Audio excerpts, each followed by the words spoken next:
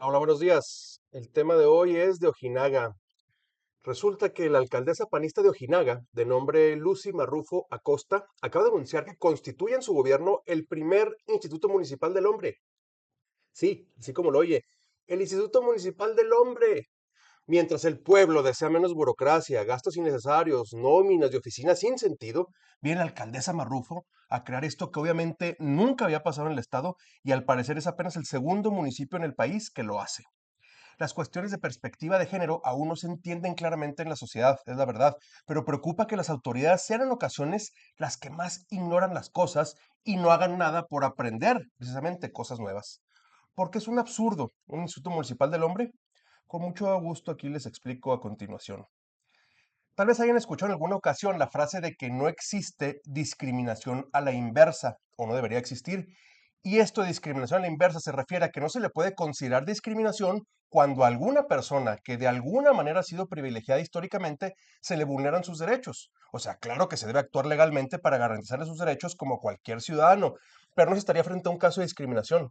Es decir, si una persona de raza blanca, un hombre, un mestizo, por poner ejemplos, sufre de una falta de respeto a sus derechos, habrá que hacerle justicia, claro, pero sea cual fuera la razón, no podrá alegarse que fue víctima de discriminación porque nunca han sido vulnerables. La deuda histórica, pues, que tiene el mundo es con las mujeres, no con los hombres, con la gente de color o afrodescendiente, no con los blancos, con las comunidades indígenas, no con los mestizos, etcétera, etcétera.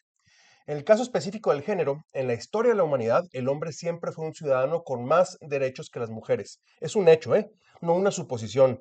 Y podemos recordar un montón de ejemplos. Incluso en el Imperio Romano, las mujeres eran literalmente cosas y hasta susceptibles del comercio. O sea, como eran cosas, podías comprar y vender mujeres. O sea, en México, apenas en 1955 la mujer pudo votar. Antes no tenía ese derecho. Y esto es súper reciente. O sea, hace apenas 70 años.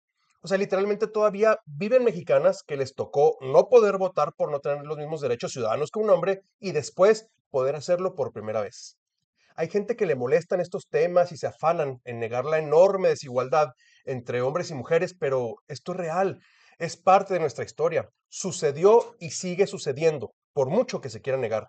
Pues precisamente por la deuda histórica que tenemos con sectores tradicionalmente vulnerables, como las mujeres, niños, niñas y adolescentes, los pueblos originarios, las distintas razas o etnias, la pobreza y hasta las personas en situación de calle e incluso los animalitos, es que las políticas públicas de los gobiernos, las leyes y las acciones para procurar la igualdad y la vida digna de todas y todos deben enfocarse en estos sectores que han sido los vulnerables y vulnerados.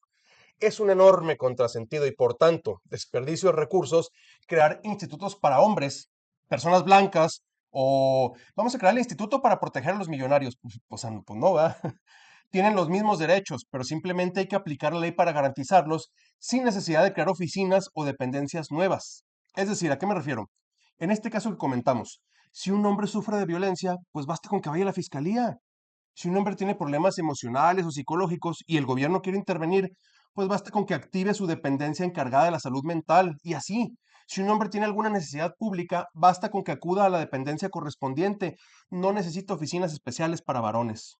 Para las mujeres sí fue necesario y sigue siendo un tema pendiente. Y aquí aprovecho para explicar también la necesidad de haber creado el tipo penal de feminicidio y una fiscalía especializada para la mujer, porque también son temas o cosas que no terminan por comprenderse completamente. El feminicidio, en una de sus acepciones, está definido como privar de la vida a una mujer por el solo hecho de ser mujer. Y cuando se escucha esto, todavía hay mucha gente que dice, eso es ridículo, nadie le quita la vida a una mujer nomás por ser mujer, habrá otras razones. O sea, a ver, no es que literalmente un homicida se levante una mañana pensando, hoy como que tengo ganas de desvivir a una mujer nomás porque es mujer. Sí, eso voy a hacer. O sea, por cierto, la palabra desvivir no me gusta, pero sí, así tiene uno que decir ahora para evitar el bloqueo de las redes sociales. Entonces les decía, no es tan literal el tema. A lo que se refiere el feminicidio, se entiende un poco más fácil si ponemos otro ejemplo. Ahí les va.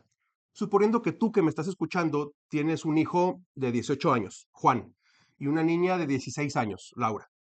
Obvio, ambos te interesan por igual, te preocupan por igual, pero ¿cuál caso te pondría más nervioso o nerviosa?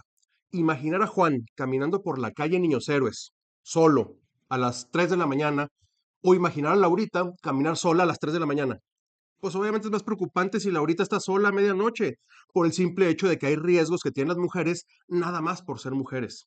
Tal vez si Juan no se pelea, no se embriaga, no anda en malos pasos, no se junta con malas compañías, pueda salir ileso de una aventura nocturna.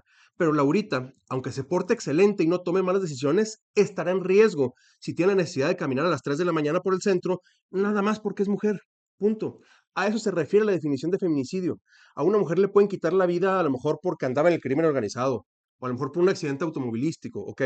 Pero cuando la desviven porque el marido la golpeaba o porque alguien quería abusar de ella, entonces se considera feminicidio, porque perdió la vida por los riesgos que tienen las mujeres por el hecho de ser mujeres, y más en sociedades tan violentas y misóginas como la sociedad mexicana.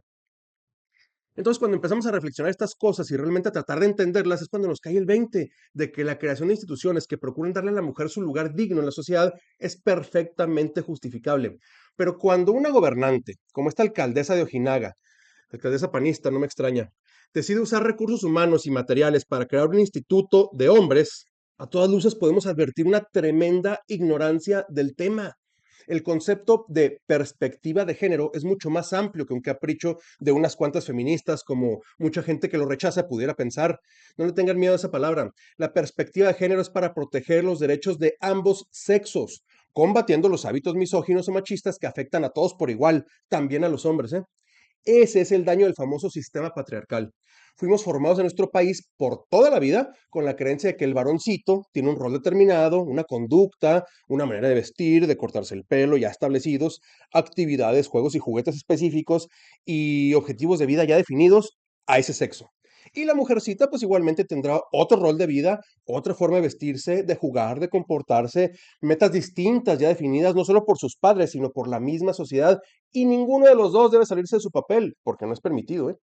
A los varones les meten en la cabeza que deben ser fuertes, deben saber pelear, no deben llorar, deben ser proveedores y callar debilidades. Y eso nos genera una serie de conflictos emocionales complejos, inseguridades y ansiedades nunca sanadas, porque para empezar nunca fueron enfrentadas.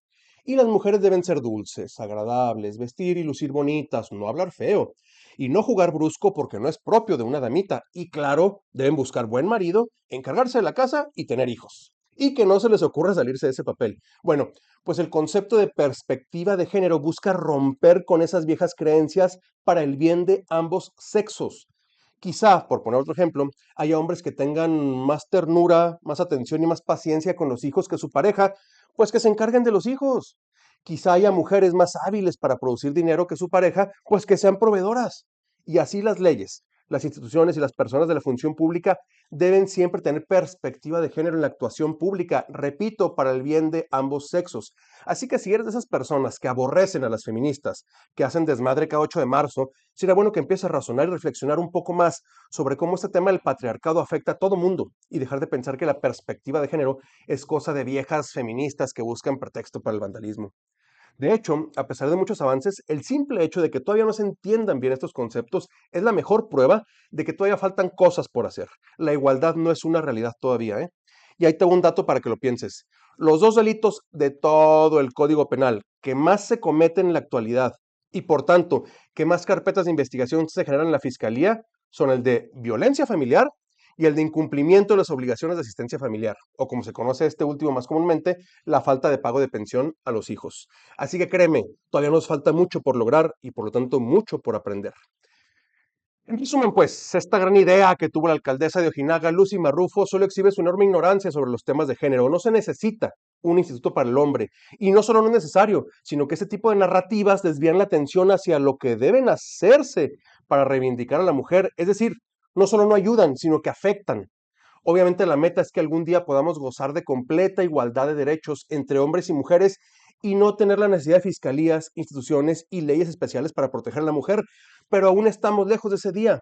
Es como una balanza que está así. O sea, para igualarla, debes poner el mismo peso exactamente en cada plato o deberemos de poner un poco más de peso en este lado para que se vaya igualando.